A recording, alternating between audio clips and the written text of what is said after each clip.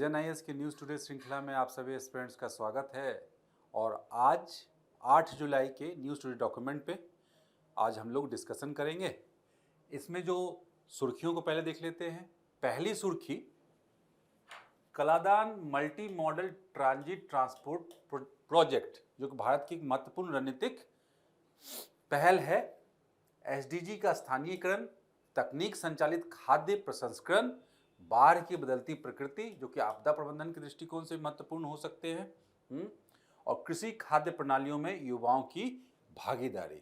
तो ये 5 न्यूज हैं। इसके साथ साथ कुछ संक्षिप्त सुर्खियां भी हैं, जिसमें पहला है शत्रु संपत्ति अधिनियम 1968, लाल सागर के बारे में हम लोग देखेंगे। उससे संबंधित जो मुद्दे हैं, जां माता जो अभ्यास है, केंद्रीय औषधि मानक नियंत्रण संगठन, मक्का फसल के से संदर्भ में कुछ यहाँ पे डेवलपमेंट है, बैटरी पासपोर्ट, और ग्वाडालपू नदी में जो फ्लैश फ्लड आया है उसके संदर्भ में जानना है, जल जीवन मिशन, और सूडान सुर्खियों में जो स्थल है सूडान है।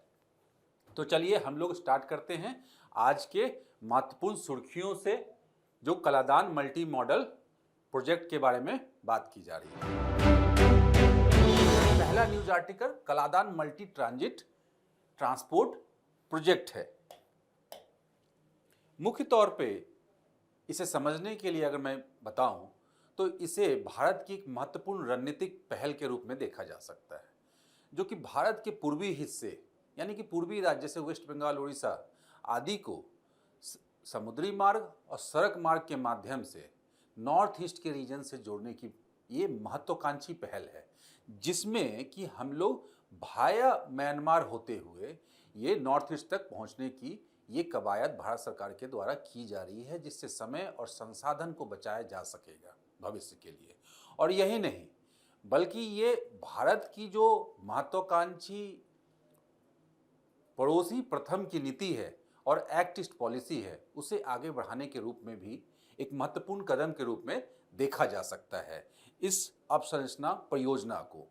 तो आज की इस आर्टिकल में इसी परियोजना के बारे में कुछ आयाम दिए हुए हैं, जिसमें शुरुआत में हम लोग देखेंगे सबसे पहले कि ये हाल में क्यों चर्चा में है, और उसके बाद इससे जुड़े हुए जो महत्वपूर्ण घटनाक्रम है और जो इसके बारे में हम लोग समझेंगे, और उसके बाद कुछ और अन्य आयामों को भी देखेंगे। तो शुरुआत करते सबसे पहले हम लोग यही समझेंगे कि अभी हाल ही में ये चर्चा में क्यों है। हाल में चर्चा में इसलिए है कि इसमें एक महत्वपूर्ण डेवलपमेंट आया है, जिसमें कि केंद्रीय पोत और परिवहन मंत्री के अनुसार बोला गया है कि ये जो Kaladan multi modal transit transport project है 2027 तक चालू हो जाएगा। 2000 मतलब इसकी डेडलाइन डेट आ गई है, ये कब तक चालू हो जाएगा। और कुल मिलाकर अगर इसके बारे में अगर समझना हो एक संक्षेप में, तो इसे जैसा हमने शुरुआत में कहा कि नॉर्थ ईस्ट की मुख्य भूमि को वो म्यांमार होते हुए भारत के पूर्वी राज्यों में अवस्थित जो बंदरगाह हैं उन्हें जोड़ने के लिए।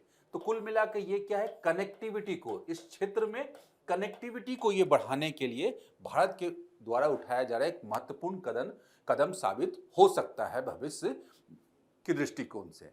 अब हम लोग थोड़ा इसके बारे में समझ लेते हैं, जिससे हमें इस लक्ष्य को कैसे पूरा किया जा सकेगा और ये लक्ष्य कितना लाभ देगा हमारे लिए, ये समझने में आसानी होगी। तो सबसे पहले क्या है, Kaladan multi modal transit transport project. तो मतलब कलादान जो वर्ड है, कुछ वर्ड है, कलादान रिवर है जो कि म्यांमार में अवस्थित है, और मल्टी मॉडल मतलब परिवहन के डिफरेंट साधन, मतलब सड़क जल दोनों साधनों का इसमें यूज किया जाएगा। और इस तरह के ट्रांजिट ट्रांसपोर्ट प्रोजेक्ट है, मतलब सड़क परिवहन का भी विकास होना है इसमें, और सागरीय और नदी परिवहन का भी इसमें विकास किया जाना है। तो बेसिक समझ तो ये है। और ये परियोजना जो है, यहाँ पे देखते हैं इसके बारे में, ये जो फ्रेमवर्क एग्रीमेंट है, जैसा हमने बताया था कि ये पहले से शुरुआत हुआ है, 2008 में ही हस्ताक्षर किया जा चुका है दोनों राष्ट्रों के बीच में, जिसमें कि भारत अपने पड़ोसी राष्ट्र म्यांमार के साथ काम कर रहा है। नोडल मंत्रालय कौन है, विदेश मंत्रालय चूंकि, और प्रोजेक्ट डेवलपमेंट कंसल्टेंट कौन है इसमें, भारतीय अंतर्देशीय जलमार्ग प्राधिकरण, जो जल मार्ग से संबंधित अपने काम के लिए जो है ना जानी जाती है। और जो हम लोग बात कर रहे थे मल्टी मॉडल ट्रांजिट प्रोजेक्ट, तो इसे हमें समझने का प्रयास करना है यहाँ पे कि कैसे इसमें दो घटक होंगे। दो घटक कैसे होगा इसमें कि दो घटक, एक तो क्या होगा कि म्यांमार के जरिए म्यांमार के सितवे पोर्ट से जो कि तट पे अवस्थित है, बंगाल की खाड़ी के तट पे अवस्थित है, वहां से मिजोरम तक कनेक्टिविटी को प्राप्त करने के लिए हमें जो है ना सबसे पहले कलादान नदी मार्ग को डेवलप करना होगा और उसके बाद जो है सड़क मार्ग को वहां से सड़क मार्ग को मिजोरम तक पहुंचाना होगा, मिजोरम के तक, जिससे क्या होगा कि पूरी की तरह से जो है ना नॉर्थ ईस्ट जो है ना मुख्य जो तटीय क्षेत्र है उससे कनेक्ट हो जाएगा और वहां से कलकत्ता पोर्ट या अन्य जो पूर्वी तटों पे जो है ना हमारे भारत के जो है ना पोर्ट है वहां तक चीजों को ले जाया जा सकेगा सागरीय मार्ग से। तो इस तरह ये कुल मिलाकर यह परियोजना है। तो यहाँ पे यही लिखा हुआ है जलमार्ग घटक। तो इसका जलमार्ग वाला जो भाग है उसमें कलादान नदी पे ये काम डेवलपमेंट होना है, जिसमें सितवे बंदरगाह से जो कि रखीन म्यांमार में है उससे पलेटवा तक, ये जो जगह है ये याद कर लेंगे, सितवे से लेकर पलेटवा, ठीक है ना।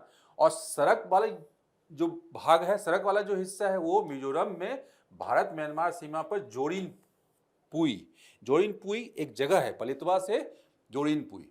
तो इस तरह से कुछ ये बनेगा, ये तट पे सबसे पहले यहाँ पे कलादान और उसके बाद यहाँ से मुख्य मार्ग से होते हुए ये मिजोरम का जोरिन पुई। तो ये इस तरह से कुछ कनेक्शन ये बनना है यहाँ पे। तो कनेक्टिविटी में सुधार होगी, जिससे इस क्षेत्र में परिवहन के लिए एक सुविधाजनक जो है अवसंरचना का निर्माण होगा। और इस मैप के जरिए हम इस बात को पूरी तरह से समझ सकते हैं कि कैसे इस तरह से पूर्वी छोर को, पूर्वी बंदरगाह यहाँ पे कलकत्ता पोर्ट है और इसे ऐसे जोड़ दिया जाएगा, जो सितवे पोर्ट है यहाँ पे पलेटवा, और वहाँ से जोरिनपुई जो भारत का मुख्य स्थान यहाँ पे स्टेशन होगा और वहाँ से आगे से एक्सटेंड किया जाएगा। तो पूरा का पूरा परियोजना जो है ना की रूपरेखा आपके सामने है। यूपीएससी प्रीलिम्स के लिए ये मैप एकदम इंपॉर्टेंट है, ये डायरेक्टली पूछा जा सकता है मैप के दृष्टिकोण से भी, और अंतर्राष्ट्रीय संबंध विषय में भी ये महत्वपूर्ण घटना है, क्योंकि भारत की विदेश नीति में ये काफी महत्वपूर्ण दिशा दिखाने वाला काम हो सकता है, खास करके एक्ट ईस्ट पॉलिसी और नॉर्थ ईस्ट को उससे जोड़कर देखकर हम लोग इसे समझ सकते हैं। हाँ, लेकिन क्या है, इसका महत्व को ही हम लोग अब देखते हैं। हम यहाँ पे पहला क्या है कि उत्तर पूर्वी क्षेत्र का भौगोलिक अलगाव समाप्त करेगा। यही अभी हम लोग अगर मैप पे देख एक बार नजर डालें तो ये उत्तर पूर्व है, यहाँ पे हमें जाने के लिए मुख्य भूमि से इतना घूम कर जाना होता है, ठीक है, मतलब वेस्ट बंगाल से आसाम होते हुए, तो यहाँ तक पहुँचने की दूरी जो है इससे घट जाएगी। इससे तो दूरी घटने से तो ये आर्थिक रूप से और समय के दृष्टिकोण से काफी महत्वपूर्ण होगा, क्योंकि संसाधन और समय दोनों इससे बचत होगी। और वहां पे जो चिकन नेक है, पतला चिकन नेक जो है ना, उसका प्रयोग करना पड़ता है, जिसका विकल्प हमारे पास मौजूद होगा। तो एक तो ये हो गया, और जिससे कि उत्तर पूर्वी क्षेत्र में माल की आवाजाही और वहाँ पे सामानों का आवाजाही या वहाँ से आना जाना जो है ना सुलभ हो सकेगा, आसान हो सकेगा। तो ये है। उसके बाद भारत की एक्ट ईस्ट पॉलिसी के अनुरूप है। तो भारत का एक्ट ईस्ट पॉलिसी बेसिकली यही है कि जो उत्तर पूर्वी एशिया में उसकी बढ़त मिले, उसका प्रसार हो और उसके संबंध को सुदृढ़ किया जा सके, और उसको जमीन पे लागू करने के लिए, जमीन पर उतारने के लिए कनेक्टिविटी का मुद्दा सबसे महत्वपूर्ण है, जिसमें कि एक मील का पत्थर साबित हो सकता है, और नॉर्थ ईस्ट को उसको केंद्र में रखते हुए, तो जिसमें कि ये चीजें महत्वपूर्ण है। लॉजिस्टिक लागत और समय में कमी।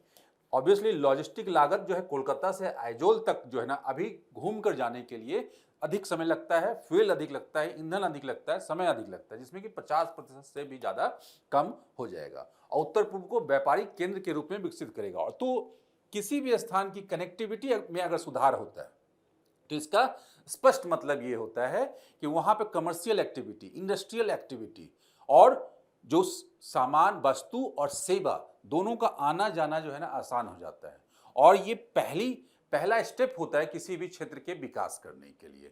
तो नॉर्थ ईस्ट के अगर विकास को अगर देखा जाए, उसकी चुनौतियों को देखा जाए, तो एक महत्वपूर्ण चुनौती है कनेक्टिविटी शेष भारत से और शेष सी कोस्ट से। तो इस प्रोजेक्ट से इस दोनों समस्याओं का निराकरण किया जा सकता है और नॉर्थ ईस्ट के डेवलपमेंट में महत्वपूर्ण भूमिका निभाया जा सकता है। और भारत सरकार के द्वारा जो महत्वाकांक्षी परियोजनाएं हैं उन्हें आगे किया जा सकता है। इसी प्रकार से अब हम लोग देखेंगे कि कुछ अन्य कनेक्टिविटी परियोजनाएं भी हैं उत्तर पूर्वी क्षेत्र के लिए, तो उसको एक बार हम लोग यहाँ लिख लेंगे, देख लेंगे यहाँ पे, जो कि मेंस परीक्षा के लिए, यूपीएससी मेंस परीक्षा के लिए काफी महत्वपूर्ण हो सकता है कनेक्टिविटी वाले पॉइंट को दिखाने के लिए। भारत म्यांमार थाईलैंड त्रिपक्षीय राजमार्ग परियोजना है। इसमें क्या है, म्यांमार के साथ थाईलैंड भी आ गया, जो कि सेम जो है ना मणिपुर के मोरे एक टाउन है, वहां से होते हुए थाईलैंड के साथ जो है ना माइसॉत, ये जो माइसॉत है ये अंग्रेजी का एक्चुअली वर्ड है, ये मतलब लोकल वर्ड है, वो हम लोग देखेंगे, वहां उस शहर तक जाता है। ये protocol on inland water transit and trade, इस तरह से ये चीजें जो कि बांग्लादेश के बीच और भारत और बांग्लादेश के बीच में है। और वहीं पे बांग्लादेश, भूटान, भारत, नेपाल, BBIN, ये तो काफी समय से चर्चा में, जो कि बांग्लादेश के चटगाम और मोंगला बंदरगाह के उपयोग के लिए समझौता ज्ञापन है। तो ये सब कनेक्टिविटी को बढ़ाने वाले, क्षेत्र में कनेक्टिविटी को सुचारू रूप से बढ़ाने के लिए, अवसंरचना निर्माण के लिए से संबंधित योजनाएं हैं। और भारत इसमें प्रतिबद्ध है कि इस क्षेत्र में कनेक्टिविटी बढ़ा के अपनी पड़ोसी प्रथम नीति के जरिए अपने पड़ोसियों के साथ कनेक्टिविटी की समस्या पे जो काम करके इस क्षेत्र में आगे बढ़ा जा सकता है और अपने शांतिपूर्ण विकास को भी बढ़ावा दिया जा सकता है और सहयोग को बढ़ावा दिया जा सकता है।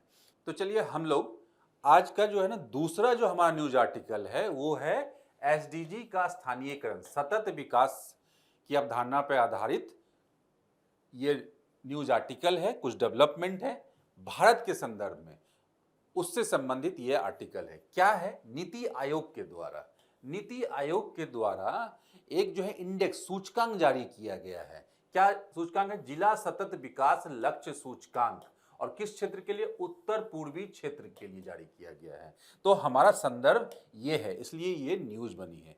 बेसिकली देखिए सतत विकास का लक्ष्य क्या है कि विकास की ऐसा तरीका, सतत विकास कि विकास का ऐसा तरीका जिसमें वर्तमान की जरूरतों को ताक पे रखे हुए, उसको ध्यान में रखते हुए भविष्य के लिए काम करने की नीति, जिसमें कि पर्यावरण के संरक्षण की बात की जाए और संसाधनों का इष्टतम दोहन शामिल हो, जिससे कि इन सब का लाभ जो है ना आने वाली पीढ़ियों को भी प्राप्त हो सके। ये है सतत विकास। और इसके लिए हमें क्या है कि ग्रीन एनर्जी से संबंधित काम करने होंगे, उसके बाद जो नवीकरणीय ऊर्जा है उसके विकास पे काम करने होंगे, वहीं दूसरी ओर जीवाश्मी ईंधन के खर्च को और उसे कम करने वाली टेक्नोलॉजी पे काम करना होगा। और इस तरह से अन्य काम जो कि सतत विकास के प्रक्रिया को आगे बढ़ाते हैं, जैसे कि उपयुक्त कृषि व्यवस्था अपनानी होगी, वेस्ट मैनेजमेंट से संबंधित और जल संरक्षण आदि से संबंधित, जिससे कि आगे हम लोग बढ़ सकें और जलवायु परिवर्तन जैसी घटनाओं से लड़ने में क्षमता निर्माण किया जा सके। तो यहाँ पे ये जो पूरा का पूरा आर्टिकल है ये इस पे आधारित है कि इस रिपोर्ट पे, और इस रिपोर्ट में ये बेसिकली ये देखा गया है कि कंसेप्ट ये है कि इसे, ये जो लक्ष्य है, इस लक्ष्य को प्राप्त करने के लिए स्थानीय स्तर पे काम किए जाए। और स्थानीय स्तर पे कहाँ काम किया जा रहा है, कुछ बिंदुओं पे उसका आकलन किया जाए, तो ये उसी का आकलन बताता है। और बेसिकली क्या है, नॉर्थ ईस्ट के संदर्भ में है। और जहां कि इसमें बताया गया है कि सूचकांक के अंतर्गत मिजोरम के जो हंथियाल जिला है उत्तर पूर्व में अवस्थित, वो इसमें सबसे अच्छा प्रदर्शन करने वाला है, जहां के स्थानीय स्तर पे इस लक्ष्य को पूरा करने के लिए अच्छा प्रदर्शन किया गया। वहीं पे जो मिजोरम, सिक्किम और त्रिपुरा के सभी जिले जो है ना फ्रंट रनर है, मतलब ये अच्छा प्रदर्शन करने वाले हैं। मतलब इस संकल्पना को पूरी तरह से जमीन पे उतारने की बात की जा रही है और जमीन से जोड़ने की बात की जा रही है, जिससे ये भविष्य में आसान हो सकता है इसे प्राप्त करना। और इस ये जो अप्रोच है वो क्या है, बॉटम टू अप अप्रोच, मतलब नीचे से स्थानीय स्तर पे, स्थानीय लोगों के द्वारा, स्थानीय जरूरतों के अनुसार और स्थानीय संसाधनों और स्थानीय सहभागिता से जो है ना इन लक्ष्यों को प्राप्त करना आसान हो सकता है। तो कुल मिलाकर पूरा का पूरा क्रक्स यही है, यही इसमें बताया गया है, जो कि स्थानीय स्तर पर लागू करने की दिशा में एक अहम कदम है, जिसमें निचले स्तर से ऊपर की ओर यही बताया गया, बॉटम टू अप, नीचे से ऊपर। तो शासन का ये एक महत्वपूर्ण पहलू है, जिसमें कि विचार किया जाता है कि नीचे से योजनाएं बनाई जाए और उसे लागू की जाए स्थानीय जरूरतों को देखते हुए। तो उसी की बात यहाँ पे की जा रही है, ठीक है। तो इसके अन्य आयाम को हम लोग देखते हैं कि एसडीजी का स्थानीयकरण में क्या, स्थानीय स्तर पर लागू करने का महत्व क्या है बेसिकली।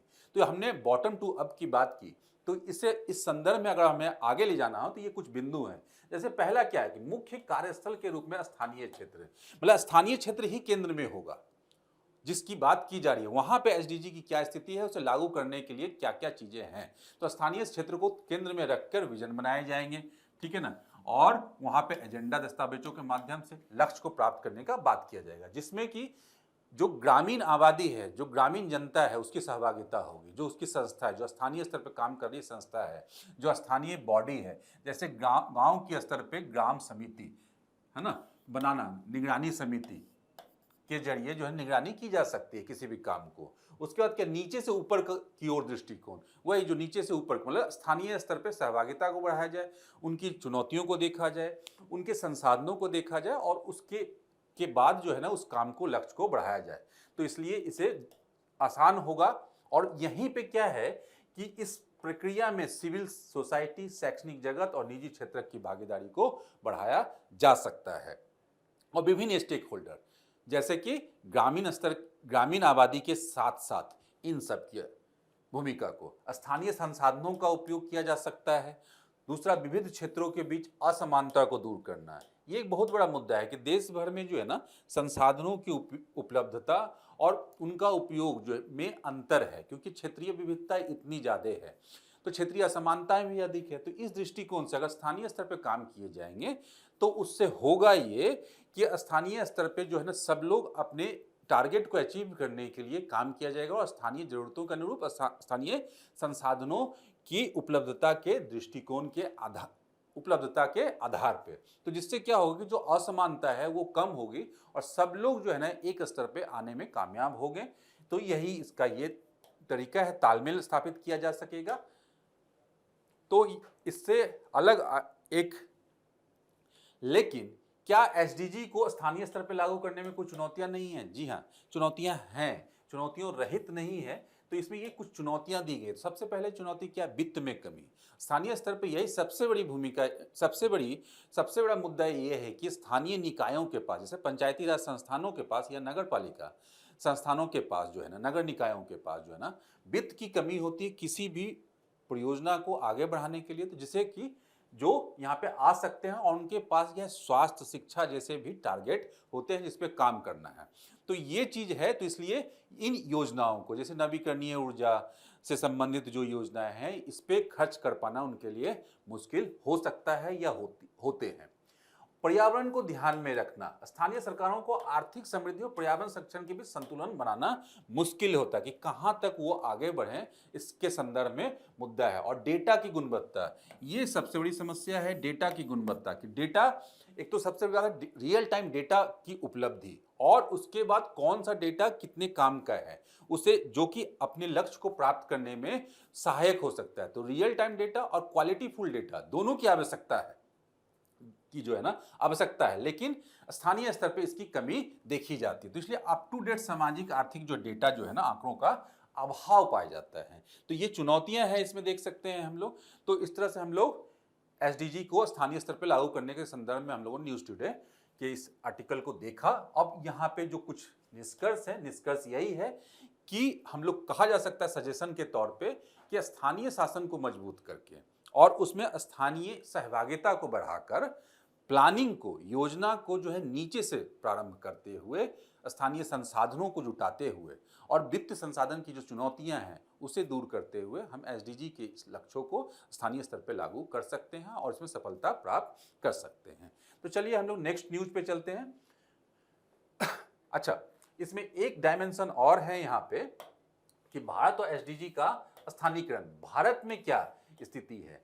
नीति आयोग के द्वारा ये क्या है, यह सहकारी और प्रतिस्पर्धी संघवाद को बढ़ावा देता है। इसके प्रयासों में एसडीजी इंडिया इंडेक्स और एजेंडा 2030 आदि शामिल है। ये जो एसडीजी इंडिया इंडेक्स की बात अभी हम लोग कर रहे थे नीति आयोग के द्वारा। दूसरा क्या सरकारी पहलें क्या है कि इसमें क्या, दूसरा यहाँ पे पंचायत प्रगति सूचकांक, राष्ट्रीय योजनाएं जैसे राष्ट्रीय ग्राम स्वराज अभियान और प्रधानमंत्री आवास योजना, जो कि स्थानीय स्तर पे स्थानीय स्वशासन को, निकायों को मजबूत करने के लिए, स्थानीय आबादी को सशक्तिकरण करने के लिए मुख्य रूप से ध्यान देते हैं और जो स्थानीय समस्याएं हैं उसका मूल्यांकन करने के लिए टूल्स उपलब्ध करवाते हैं। जैसे कि ये इस प्रकार के इंडेक्स और भविष्य की नीतियां उपलब्ध भी करवाते हैं, जैसे एजेंडा 2030। तो ये चीजें जो है ना यहाँ पे सहायक हो सकती हैं। चलिए आज के हम लोग जो हमारा जो थर्ड न्यूज आर्टिकल है उसके बारे में बात करते हैं। ये क्या है? तकनीक संचालित खाद्य प्रसंस्करण, खाद्य प्रसंस्करण उद्योग, उसमें तकनीक के प्रयोग से संबंधित जो आंकड़े हैं, कुछ डेवलपमेंट है, उस पर आधारित ये न्यूज आर्टिकल है। तो संदर्भ हम लोग एक बार समझ लेते हैं। उद्योग 4.0 से संबंधित प्रौद्योगिकियां खाद्य प्रसंस्करण उद्योग में जो है ना व्यापक बदलाव ला सकते हैं, ऐसा बोला जा रहा है। इस टर्म के बारे में अगर हम नहीं जानते तो हम इसे एक बार संक्षेप में समझ लें। फोर्थ इंडस्ट्रियल रिवॉल्यूशन भी इसे बोला जा रहा है। किसके आधार पे? कुछ टेक्नोलॉजी के उपयोग के आधार पर, विशेषकर से कि जैसे एआई, क्वांटम कंप्यूटिंग, आईओटी, ये जो उभरती हुई टेक्नोलॉजी है और हाई एंड टेक्नोलॉजी है, ये व्यापक बदलाव ला सकते हैं विश्व स्तर पे कृषि क्षेत्र और खाद्य प्रसंस्करण क्षेत्र में। यहाँ पे बात हो रही है खाद्य प्रसंस्करण उद्योग में, जो कि अल्टीमेटली किस पे आधारित है? कृषि क्षेत्र पे ही। और कृषि क्षेत्र और मूल मुद्दा यहाँ पे ये है कि जो कृषि क्षेत्र में विश्व स्तर की मैं बात कर रहा हूँ, यहाँ पे इसमें बात की जा रही है कि विश्व स्तर पे कृषि क्षेत्र और खाद्य प्रसंस्करण क्षेत्र में जो तकनीकी की कमी है, तकनीकी लागू करने की कमी है, अप्लाई करने की कमी है, उसके कारण जो होने वाले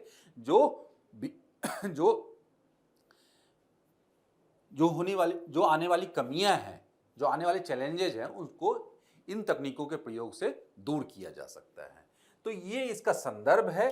और यहाँ पे बेसिकली ये बात संदर्भ इसलिए आई है, हाल के संदर्भ में चर्चा में इसलिए था कि एसोचैम पीडब्ल्यूसी की एक रिपोर्ट आई है जिसमें ये बोला गया है कि वैश्विक खाद्य प्रसंस्करण बाजार का मूल्य कितना हो गया? 10 ट्रिलियन अमेरिकी डॉलर होने के बाद भी हो गया। सबसे एक पक्ष तो ये है। दूसरा ये बोला गया है कि इतना होने के बावजूद भी जो फसल कटाई के बाद होने वाले अत्यधिक नुकसान, प्रसंस्करण संबंधी सीमित अवसंरचना आदि के कारण खाद्यान्न की कमी अभी भी बनी हुई है। मतलब चैलेंजेज अभी भी बना हुआ है। जो प्रसंस्करण उद्योग है वो तो काफ़ी अच्छे से विकास कर रहा है, ठीक ठाक उसमें ग्रोथ रेट हैं, लेकिन फिर भी उसकी जो मुख्य चुनौतियां हैं वो अभी बनी हुई हैं, जिसके लिए इसका इशारा कुछ यही है कि जिसके लिए इस तरह की जो तकनीकी का प्रयोग किया जाना चाहिए, जिससे बदलाव, बड़े पैमाने में बदलाव किए जा सकते हैं। अब मूल मुद्दे को समझ लेते हैं थोड़ा पॉइंट वाइज मैनर में। यही बताया गया है इसमें कि खाद्य प्रसंस्करण क्षेत्र के समक्ष प्रमुख चुनौतियां क्या हैं जिसके कारण टेक्नोलॉजी अप्लाई करने की बात की जा रही है। पहला यही कि खाद्यान्न की बर्बादी और खाद्य जनित बीमारियां। बर्बादी मतलब किसी क्षेत्र पे, मतलब फार्म बेस्ड जो टेक्नोलॉजी है, पूरे के पूरे सप्लाई चेन जहां से स्टार्ट होता है, कृषि सप्लाई चेन मतलब जहां से स्टार्ट होकर हमारे प्लेट तक आने में बहुत सारे चरण होते हैं, जैसे कि फसल कटाई के बाद भंडारण, उसके बाद पैकेजिंग, उसके बाद ट्रांसपोर्टेशन और उसके बाद डिस्ट्रीब्यूशन। ये सब में जो है ना फसल का नष्ट होना, खाद्यान्न का नष्ट होना एक महत्वपूर्ण प्रक्रिया है। और क्या सेल्फ लाइफ को प्रभावित होना, अगर वो ठीक तरह से पैकेजिंग नहीं हुआ, ठीक तरह से उसे भंडारण नहीं किया गया। तो यही वही बताता है कि बर्बादी को रोकना और बड़े पैमाने पे हो रही है, और बीमारियां क्यों? क्योंकि अगर ये समस्या है तो वो पदार्थ जो है, खाद्यान्न जो है, संदूषित भी हो सकता है, कंटेमिनेटेड भी हो सकता है। ये आंकड़े ये बताते हैं कि विश्व स्तर पे 936 बिलियन अमेरिकी डॉलर की बर्बादी होती है, और खाद्य जनित बीमारियां जो है ना, उसका जो लागत है वो 110 बिलियन डॉलर है। तो ये काफी बड़ा अमाउंट है। आपूर्ति श्रृंखला की कमियां, जैसे बताया हमने कि आपूर्ति श्रृंखला शुरुआत कहां से होती है? फसल कटाई से लेकर और हमारे प्लेट तक आने तक वो पूरा का पूरा एक सप्लाई चेन है खाद्यान्न सेक्टर का। तो जिसमें कि इसमें भी लगने वाला जो प्रतिवर्ष लागत है कितना है? 1.53 ट्रिलियन डॉलर मूल्य की कृषि उपज का नुकसान होता है पूरा का पूरा, क्योंकि उसमें टेक्नोलॉजी का कम प्रयोग है और कम इफिशियंट है। उच्च परिचालन और पर्यावरणीय लागत, बेसिकली क्या है कि यहाँ पे जल और ऊर्जा की आवश्यकता काफी होती है, तो इसलिए आवश्यक है कि इसे मॉडर्न बनाया जाए, इफिशियंट बनाया जाए। इसमें पानी की कमी से ऑलरेडी जो है दुनिया जो है जल संकट के दौर से गुजर रही है, तो जिस और ऊर्जा की खपत की समस्या से, तो इससे जो है ना दूर किया जाना चाहिए। तीसरा कि अब अगर इन प्रौद्योगिकियों का प्रयोग किया जाए, टेक्नोलॉजी का प्रयोग किया जाए, तो इसका लाभ क्या होगा? तो पहला लाभ क्या है? आर्टिफिशियल इंटेलिजेंस और मशीन लर्निंग की भूमिका। मतलब ये आर्टिफिशियल इंटेलिजेंस और मशीन लर्निंग से हम लोग कुछ ऐसे काम कर सकेंगे जिसमें कि ह्यूमन लेबर अभी काफ़ी बड़ी मात्रा में है और काफ़ी रिपीटेटिव नेचर के ये काम हैं। जैसे खाद्य निरीक्षण, पैकेजिंग, लेबलिंग आदि जैसे बार बार किए जाने वाले कामों को स्वचालित किया जा सकता है, ऑटोमेटेड किया जा सकता है, मशीन के जरिए करवाया जा सकता है। इससे समय भी बचेगा, संसाधन भी बचेगी।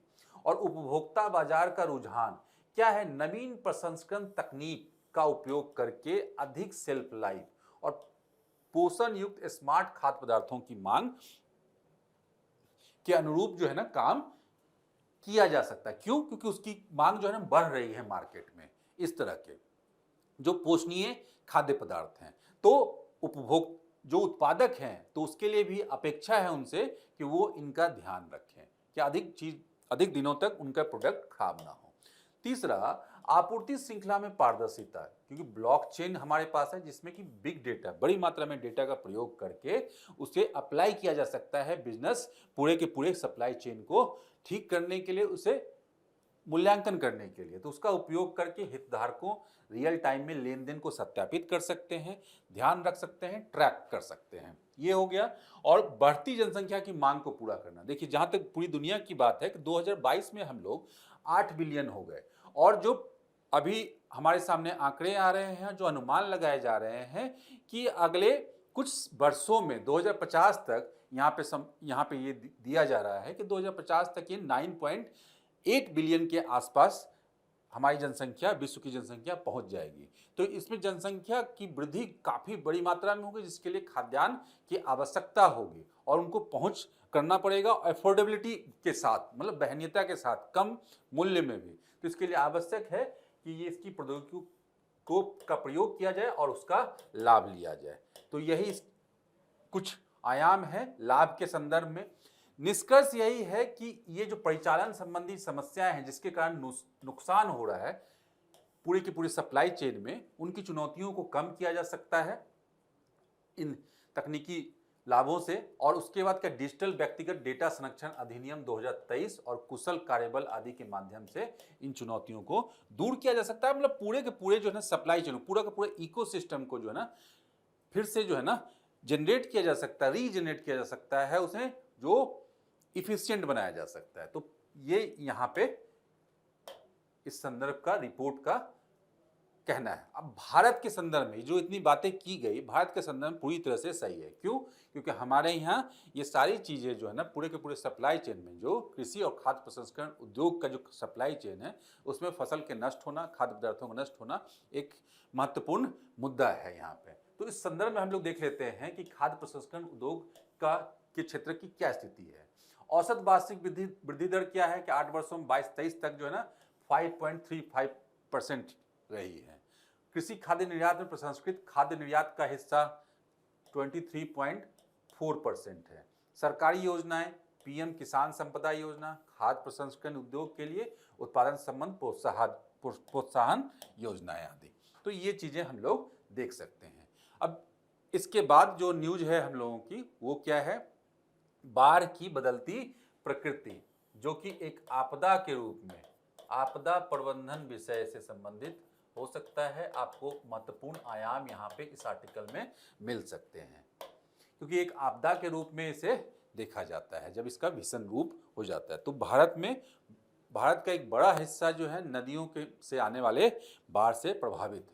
तो यहाँ पे संदर्भ देखते हैं हम लोग। आज चर्चा क्यों कर रहे हैं? चर्चा इसलिए कर रहे हैं कि बाढ़ की व्यापकता, आकार और तीव्रता में बदलाव हो रहा है। ये किसने कहा है? ये आईआईटी दिल्ली और रुड़की के द्वारा एक रिपोर्ट जारी की गई है, उसी के द्वारा कहा जा रहा है, एक अध्ययन के द्वारा। और इसमें क्या है? देश भर में स्थित 170 से अधिक निगरानी स्टेशनों से जो डेटा लिया गया उसके आधार पर यह बात की गई है। तो मतलब ये डेटा आधारित बात है और कोई अनुमान आधारित बात नहीं है, जिसमें कि पिछले 40 वर्षों में जो बदलाव देखे गए हैं 1970 से 2010 में नदीय बाढ़ों में, उसके आंकड़ों को शामिल इसमें किया गया है। तो अब चलिए हम लोग देखते हैं इसके आयाम को क्या है ये मामला, कि कुछ की पॉइंट्स इसमें देख लेंगे। जो रिपोर्ट है, अध्ययन रिपोर्ट है। पहला, बाढ़ की तीव्रता, मैग्नीट्यूड में गिरावट होगा। तो हम लोग थोड़ा समझ लेते हैं। बाढ़ को अगर मैं एक लाइन में परिभाषित करना चाहूँ तो बाढ़ को हम लोग बोलते हैं कि जो नदी चैनल है या धारा जिसमें नदी का जल बह रहा है सामान्यतः एक निश्चित दिशा में, उससे पानी की अधिकता के कारण, जल की अधिकता के कारण उससे जल का प्रसार होकर अपने आसपास के क्षेत्रों में फैल जाना, जो सामान्यतः जो है ना सूखे रहते हैं, ड्राई रहते हैं, उसमें फैल जाना, इसलिए ही बाढ़ बोलते हैं। अब यह समझे, थोड़ा सा कॉमन सेंस यहाँ पे लगाएं कि इस तरह की स्थिति कब होगी, जब इस चैनल में सरप्लस वाटर होगा, और ये सरप्लस वाटर दो सोर्स से हो सकता है, जिसमें नदी का, जिसके कारण जो है नदी में जल की मात्रा आती है। पहला वर्षा जल, दूसरा हिम ग्लेशियर का पिघलना। जो भी उत्तर भारत की नदियां जैसे हैं जो कि हिमालय की ग्लेशियर से निकलती हैं, वहाँ पे जो वर्षा ग्लेशियर के पिघलने से भी पानी आता है और वर्षा के कारण भी जल आता है। ठीक है, तो ये दो सोर्सेस के कारण अगर इसमें बदलाव हो रहे हैं तो जो नदी चैनल है उसकी मात्रा में परिवर्तन होंगे, या तो समय के साथ वो बढ़ सकते हैं क्योंकि वर्षा अधिक हो रही है कई स्थानों पे तो वो बढ़ सकता है, या वर्षा कम हो रही है तो वो घट सकता है, ये हो सकता है। ये पूरा का पूरा संदर्भ यही है। तो यही जो मैग्नीट्यूड की बात मैंने की, यही इसी को प्रभावित करता है कि जो बाढ़ की तीव्रता है, तीव्रता मतलब सिंपल, जो नदी के चैनल से जो नदी का जल निकल के आवृत होगा उसकी मात्रा या न कितनी थी, वॉल्यूम कितना था, इसी की बात की जा रही है, जिसका में गिरावट आने की बात की गई है। तो सामान्य तौर पे हम लोग समझ सकते हैं कि जलवायु परिवर्तन और ग्लोबल वार्मिंग हुए हैं, जहां एक और बाढ़ की स्थिति है और वहीं दूसरी ओर क्या है, वहीं पे वर्षा की कमी की स्थिति है, अनियमितता की स्थिति है। मानसून की वर्षा को भी हम लोग में, मानसून की वर्षा में भी हम लोग लगातार वर्षों में हम लोग अनियमितता देख रहे हैं। तापमान में अधिकता है जिसके कारण नदी का जल अधिक बाष्पीकृत हो रहा है, तापमान भी बढ़ रहे हैं और वर्षा भी अनियमित है। तो इसी कारण से क्या है, यही बताया गया पहला कि लगभग 74% निगरानी स्टेशनों में बाढ़ की तीव्रता में कमी के रुझान प्राप्त हुए हैं। उसका कारण हम लोग समझ गए कि वर्षा में कमी हुई होगी, इसका मतलब यही है, जबकि 26% से वृद्धि के रुझान प्राप्त हुए हैं। तो एक तो पॉइंट ये हो गया। दूसरा, क्षेत्र विशेष का जो रुझान क्या है, इसके अंतर्गत पश्चिम और मध्य गंगा बेसिन हम लोग देख सकते हैं, मानसून के दौरान बाढ़ में प्रति दशक 17% की गिरावट देखने को मिली है मानसून काल के दौरान। एक तो पॉइंट ये हो गया, जिसके कारण क्या है कि वर्षा और मिट्टी की नमी में कमी देखी गई और बाढ़ की कमी देखी गई। तो ये कारण है कि मानसून कम हुआ, जिसके कारण क्या है कि वर्षा कम हुई और मिट्टी में भी नमी की मात्रा कम हुई, तो जिस कारण से वो इन क्षेत्रों में आने वाले बाढ़ की कमी देखी गई। नर्मदा बेसिन में भी सेम इस तरह की स्थिति देख सकते हैं कि बाढ़ की व्यापकता में लगातार गिरावट हुआ है। क्यों? क्योंकि बांध निर्माण, यहाँ पे कारण दूसरा है कि बांध निर्माण, बांध बनाकर हम लोग डिफरेंट रिवर्स को परियोजनाओं के लिए, विभिन्न परियोजनाओं, बहुउद्देशीय परियोजनाओं के लिए एक जगह रोका जाता है, डैम बनाया जाता है, झील के जैसे आप समझ सकते हैं, और उससे जो है ना उसके पानी को, उसके जल को जो है ना विभिन्न उपयोगों के लिए प्रयोग किया जा सकता है कैनाल बना के, जिससे कि उस नदी चैनल में जो है ना पानी की कमी हो गई तो उसमें आने वाले जो बाढ़ है उनकी संख्या में कम हो सकती है। तो ये कारण हो गया। तीसरा, मराठवाड़ा क्षेत्र, ऐसा महाराष्ट्र का जो रीजन है, ऐसे ही सूखा वाला रीजन है मराठवाड़ा, विदर्भ, ये सब जो रीजन है, मानसून के दौरान नदी के जल प्रवाह में 8% और मानसून पूर्व जो है मौसम के दौरान 31% की कमी हुई है। तो कुल मिला के यही बोला गया है कि इसमें मानसून की और प्राप्त होने वाला जो वर्षा के द्वारा जो जल है उसमें जो है ना अनियमितता हुई है, जिस कारण से इस तरह की बाढ़ की कमी देखी जा रही है। तो कुछ और बिंदुओं को भी हम लोग देख लेते हैं कि मानसून पूर्व बाढ़ में तीव्रता वृद्धि हुई है। जहां मानसून काल में अनियमित हुआ, कमी हुई, वहीं क्या हुआ, प्री मानसून, मानसून से पहले जो बाढ़ है उसमें वृद्धि हो गई, मतलब एक विपरीत स्थिति, और जिसके कारण के केरल, तमिलनाडु जैसे स्थानों में कहीं मानसून पूर्व स्थिति में अचानक से अधिक वर्षा हो जाने के कारण फ्लैश फ्लड जैसी स्थिति हो जाती है, भीषण बाढ़ की स्थिति हो जाती है, खास करके पर्वतीय क्षेत्रों में। तो ये, और जो कि एक महत्वपूर्ण आपदा के रूप में उभरकर सामने आई है पिछले कुछ वर्षों से। तो यही है कि इसकी बाढ़ की तीव्रता में प्रति दशक 8% की वृद्धि देखी गई है मानसून पूर्व वर्षा में, खास करके इन रीजन में। बाढ़ आने के समय में बदलाव, वही कि अगर वर्षा का होना जो है अनियमित हो गया, मतलब जिस काल में वो होती थी मानसून काल में, मतलब जून जुलाई से लेकर अगस्त सितंबर तक, अगर उसमें अगर डिले हो रहा है या वो अंतर हो रहा है तो ऑब्वियसली उससे आने वाले जो बाढ़ है स्वाभाविक तौर पे उसके समय में अंतर आएगा। तो यही पक्ष यहाँ पे बताया गया है। तो नेक्स्ट हम लोग चलते हैं, प्रभाव क्या है इसके प्रभाव। तो हम लोग देख सकते हैं कि नदी के जल में विभिन्न कारणों से, मानसून की काल की वर्षा की कमी के कारण और विभिन्न कारणों से अगर इसमें अनियमितता है और इसमें परिवर्तन हो रहे हैं नदी के जल में, तो इसका असर किस पे पड़ेगा, पूरी की पूरी नदी का जो इकोसिस्टम है। और नदी के इकोसिस्टम महत्वपूर्ण रूप से हम लोग क्या, जो विभिन्न जलाशय एवं जल सुरक्षा पे प्रभाव पड़ेगा और बाढ़ प्रबंधन पे प्रभाव पड़ेगा। कैसे देखते हैं कि बाढ़ में कमी से जलाशयों के जल स्तर में जो है ना कमी आ सकती है, ऑब्वियसली क्योंकि नदी उनका एकमात्र स्रोत होता है। एक और होगा क्या कि डैम में पानी की मात्रा जो है ना, जल की मात्रा कम होगी। और ये महत्वपूर्ण रूप से देखा जा रहा है विभिन्न डैम में कि उनका जल स्तर जो है ना कम हो जाएगा, जिससे क्या होगी, सिंचाई के लिए कम पानी मिलेगा और जलापूर्ति के लिए कम जल मिलेगा और जल विद्युत उत्पादन पे भी कम प्रभाव, उसका प्रभाव, नकारात्मक प्रभाव पड़ेगा। और बाढ़ प्रबंधन प्रणाली में आवश्यक बदलाव करना क्या है कि इसी कारण से जब अनियमित समय हो गया, टाइम अलग हो गए, तो जिस कारण से हम लोग क्या है, इंफॉर्मेशन सिस्टम पे काम करना पड़ेगा। जो पूर्वानुमान चेतावनी प्रणाली है पूरी की पूरी, उस पर हमें काम करने की जरूरत है। स्मार्ट नियोजन और मजबूत अवसूचना पर अधिक ध्यान देना पड़ेगा। तो ये चीजें बाढ़ प्रबंधन से संबंधित चीजें थी। अब हम लोग आज के अंतिम न्यूज आर्टिकल पे को देखते हैं। ये है कृषि खाद्य प्रणालियों में युवाओं की भागीदारी। ये क्या संदर्भ है, कृषि और कृषि से संबंधित जो रोजगार है और जो गतिविधियां हैं उसमें युवाओं की भागीदारी की बात की जा रही है। और पूरा का पूरा न्यूज आर्टिकल एक रिपोर्ट पे जो है ना आधारित है, और वो किसके द्वारा जारी किया गया है, एफएओ, जो कि यूएन के द्वारा, यूनाइटेड नेशन के द्वारा के अंतर्गत काम करने वाली एक स्पेशलाइज्ड जो है ना एजेंसी है, जो कि खाद्य और पोषणीयता के क्षेत्र में काम करती है। खाद्यान्न, खाद्य सुरक्षा और पोषणीयता, जिसका लक्ष्य, मुख्य उद्देश्य ही क्या है, मुख्य उद्देश्य है पूरे विश्व को भूख मुक्त करना और दुनिया के प्रत्येक व्यक्ति तक जो है ना खाद्यान्न की आसान पहुंच को उपलब्ध करवाना, इसका लक्ष्य है। इसके द्वारा क्या जारी किया गया है, कृषि खाद्य प्रणालियों में युवाओं की स्थिति, यूथ जनसंख्या की। क्यों? क्योंकि पूरे विश्व में जो है ना युवाओं की जनसंख्या एक महत्वपूर्ण हिस्सा रखती है और युवा क्या है, प्रमुख कार्यबल का हिस्सा होते हैं, क्योंकि वही कार्यशील जनसंख्या है पूरी जनसंख्या में से, और इसकी संख्या भी अधिक है। जैसे हम लोग देखेंगे ये संख्या मतलब 85%, मतलब क्योंकि दुनिया के 1.3 बिलियन युवाओं में से लगभग क्या है, 50% कम आय वाले देशों में रहते हैं और लगभग आधे जो है ना यहाँ पे 46% जो है ना अभी भी ग्रामीण इलाकों में रहते हैं।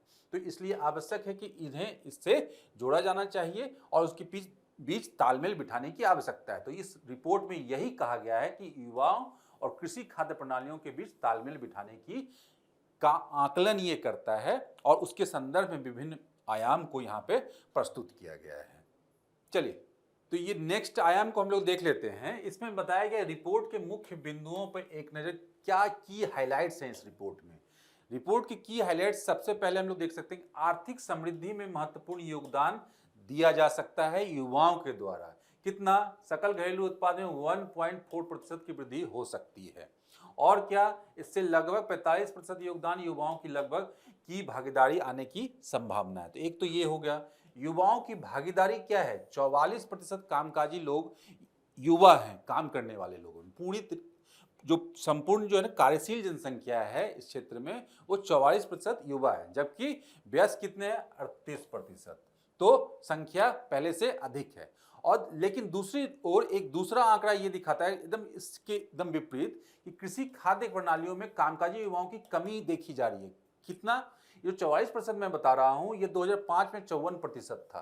देखिए, यही भागीदारी जो है ना घट के 44% अभी हो गई है, जो बात की जा रही है। तो ये अपने आप में जो है ना चिंता का विषय है। अंत में क्या है, खाद्य असुरक्षा महत्वपूर्ण रूप से जो है ना बढ़ी है पहले की तुलना में। मतलब 14-16 में जहां 16.7% था, आज वो कितना है, 24.4%। जनसंख्या जो है ना खाद्य असुरक्षा की दृष्टि से के मार को जो है ना झेल रही है पूरे विश्व भर में। अब चलिए बेसिकली क्या है कि चुनौतियां क्या है युवाओं के सामने, कि युवाओं की भागीदारी के समक्ष में पहला मुद्दा क्या है।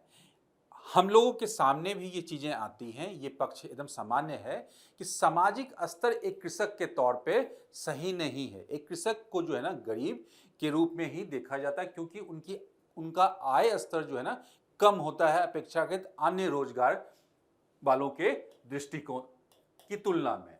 तो यही है, तो इसलिए समाज में एक स्थान प्राप्त होने में उन्हें चुनौती है उनके साथ।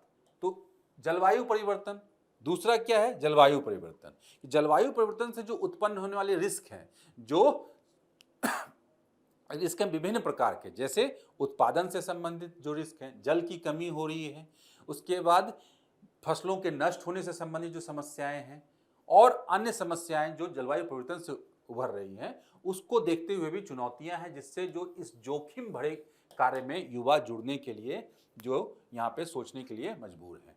ठीक।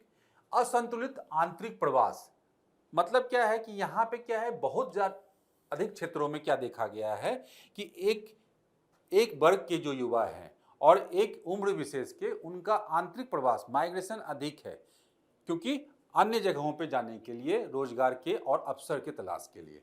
और क्या है, महिलाओं से संबंधित असमानताएं, ठीक उसी तरह से जो है ना महिलाओं की संख्या कम है, भागीदारी कम है, और भूमिहीनता।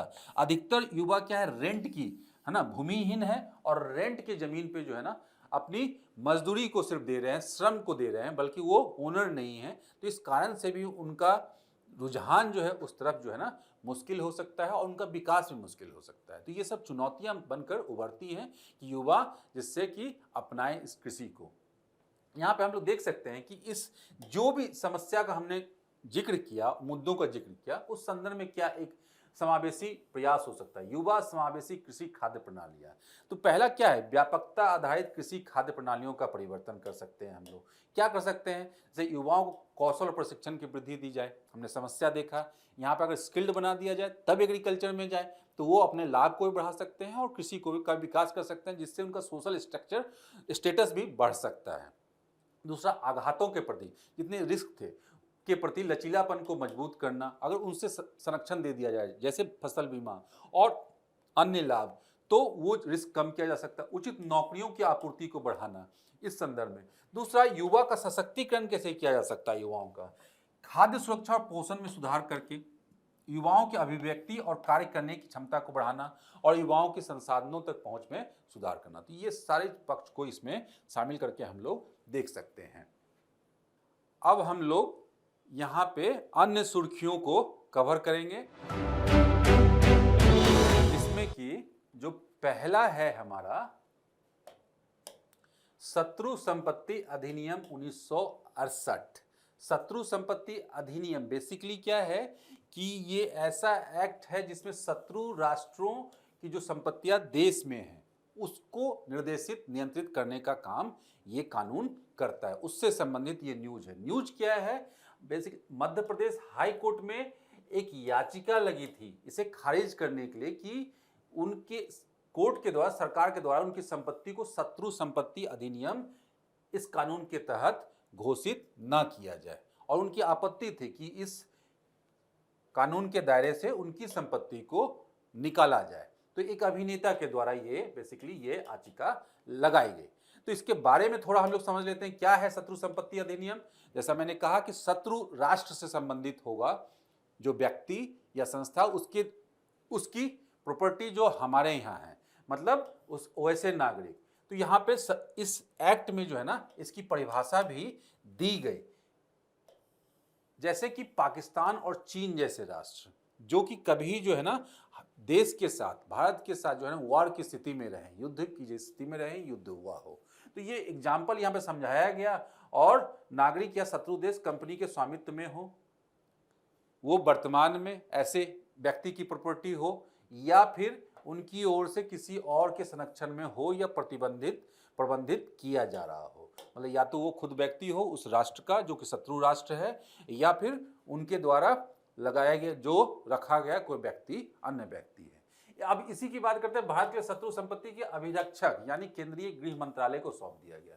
अभिरक्षक कौन है? जो भी संपत्ति जब्त की जाएगी इस कानून के तहत उसे केंद्रीय गृह मंत्रालय को सौंप दिया जाएगा। इस अधिनियम में सबसे बड़ा अपडेट किया 2017 में जो संशोधन भी किया गया, और जैसा हमने कहा कि शत्रु की परिभाषा को परिभाषित करने का प्रयास किया गया, और शत्रु देश का कानूनी उत्तराधिकारी या वारिस। तो शत्रु कौन होगा? सबसे पहले ये शत्रु देश का कानूनी उत्तराधिकारी या वारिस, चाहे वो भारत का नागरिक हो या ना हो, किसी ऐसे देश का नागरिक हो या जो शत्रु देश ना हो। और दूसरा क्या?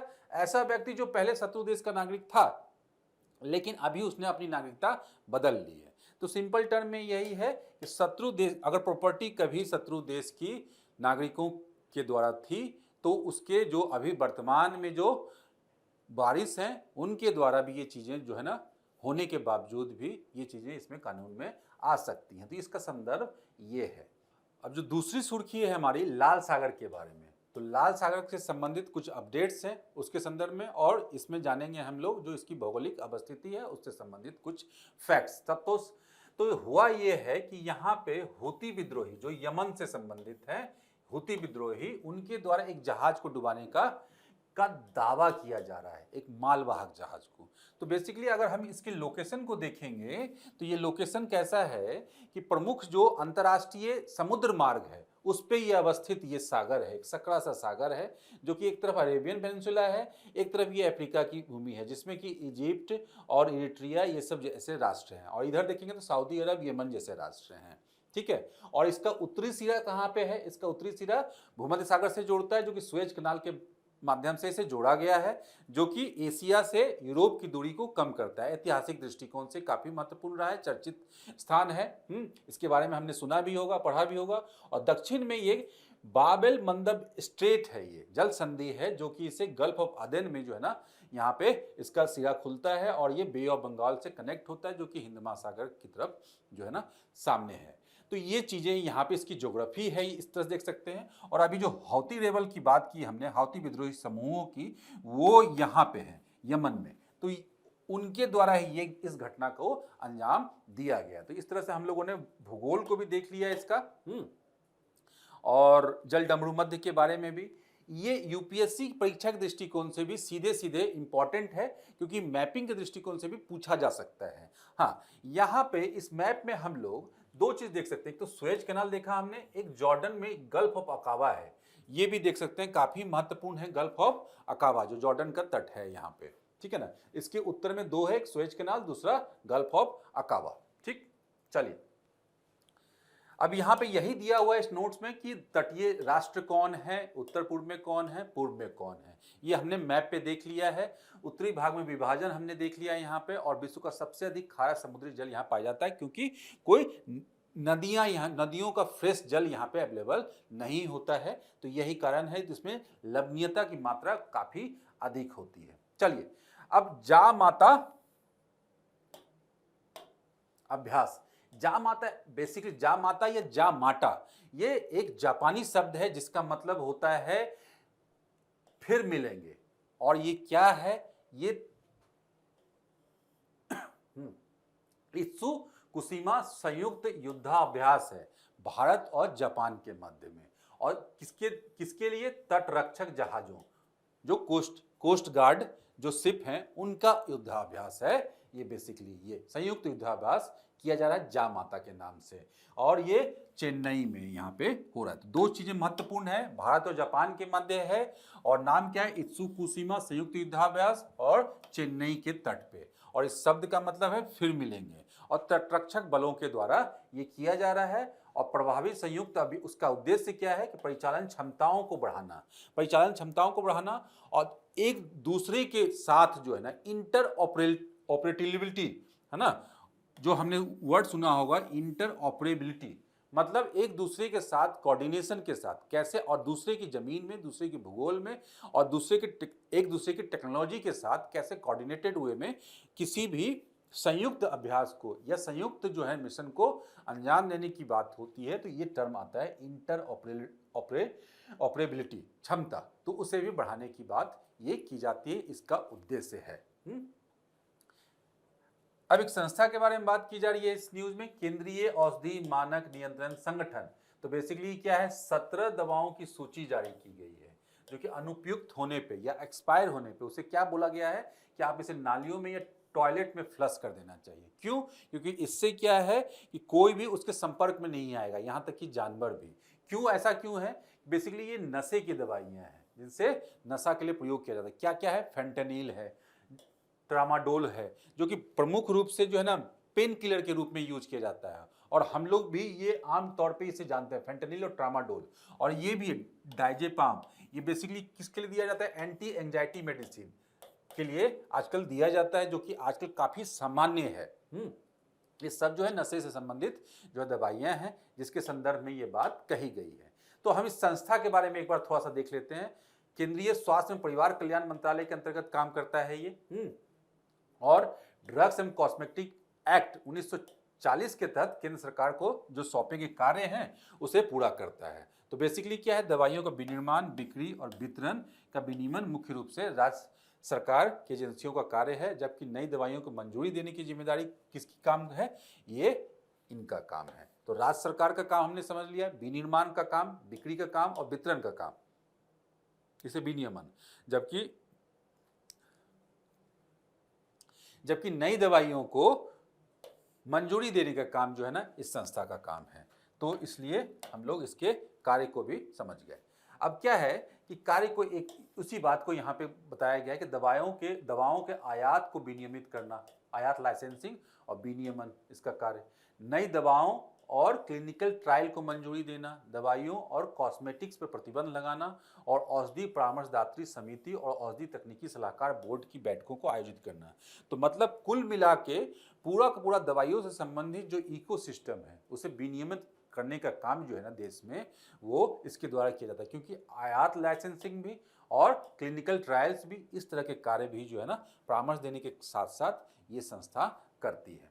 चलिए नेक्स्ट जो है मक्का फसल के बारे में। क्या है, किस प्रकार का फसल है ये? सबसे पहले खरीफ फसल है, ठीक है। रबी और खरीफ जो कृषि ऋतु है यहाँ पे देश में, रबी और खरीफ, ये खरीफ फसल है, मतलब मानसून के साथ प्रारंभ होके जो अगस्त सितंबर तक बोई जाती है। उसके बाद क्या, इसका उपभोग जो है ना भोजन और मवेशियों के चारों दोनों के रूप में किया जाता है। अभी संदर्भ में चर्चा में क्यों है?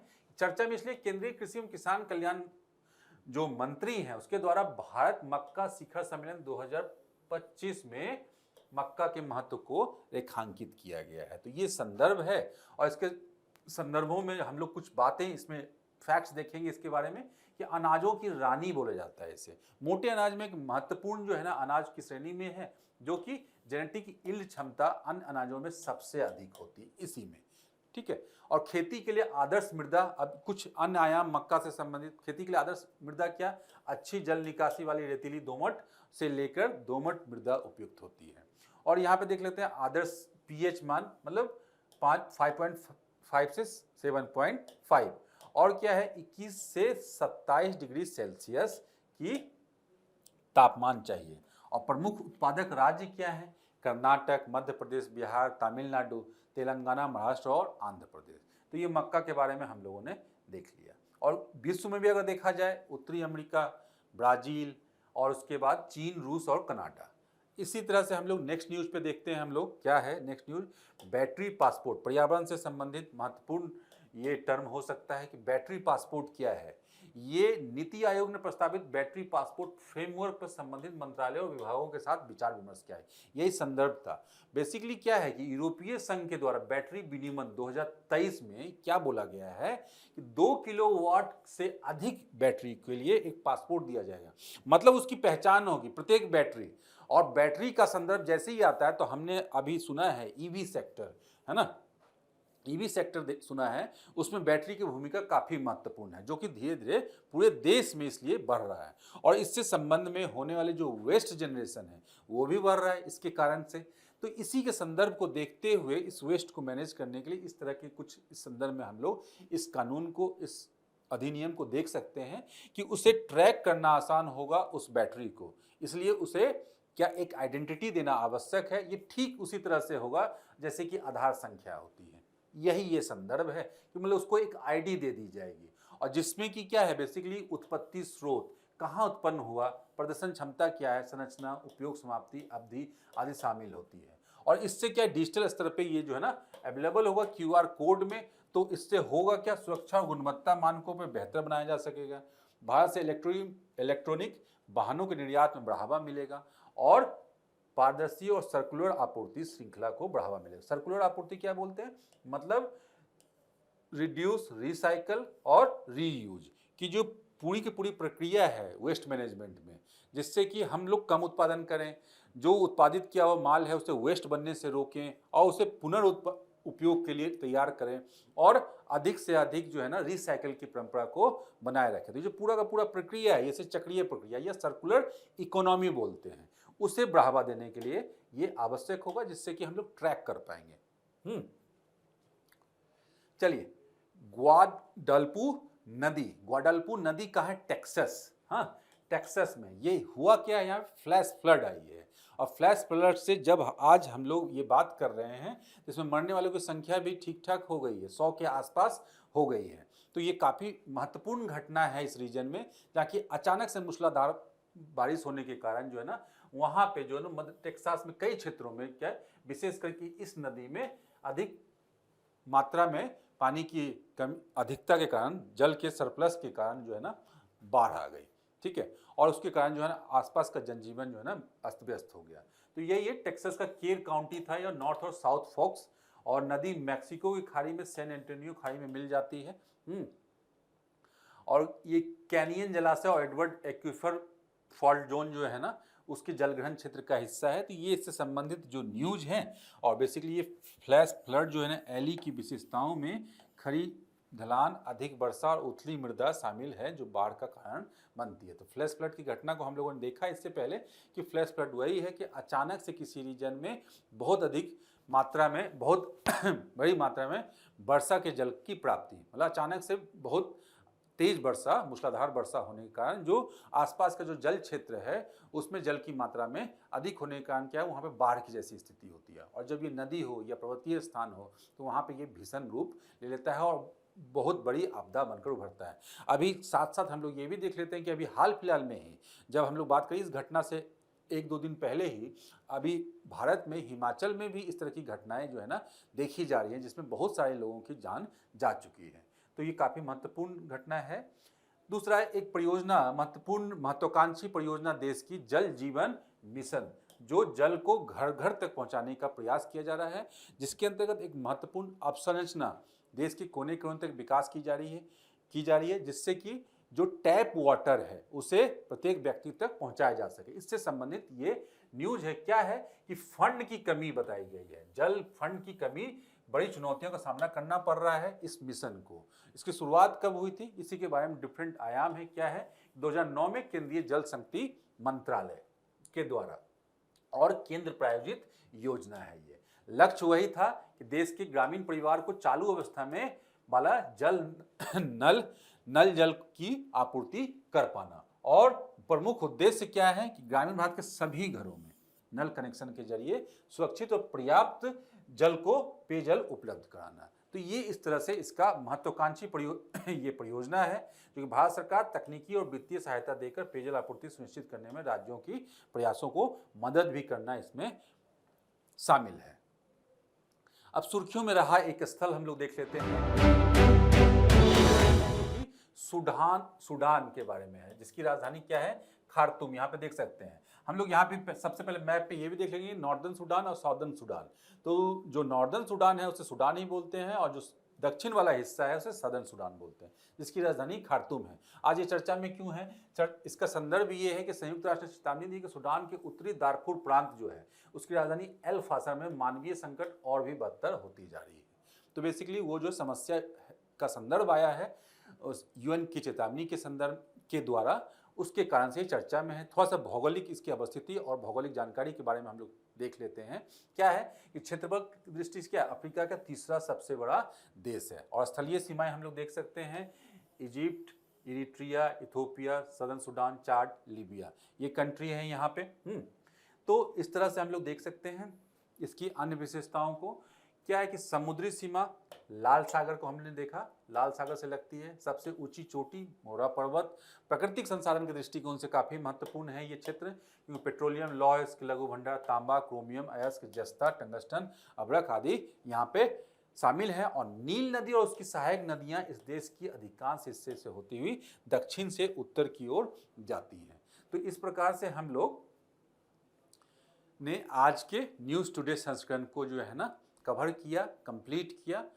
आप लोग जो है इसके प्रश्नोत्तरी को सॉल्व करें और अपने नॉलेज को चेक कीजिए और इस कार्यक्रम को देखते रहिए और इस चैनल पर बने रहिए। धन्यवाद।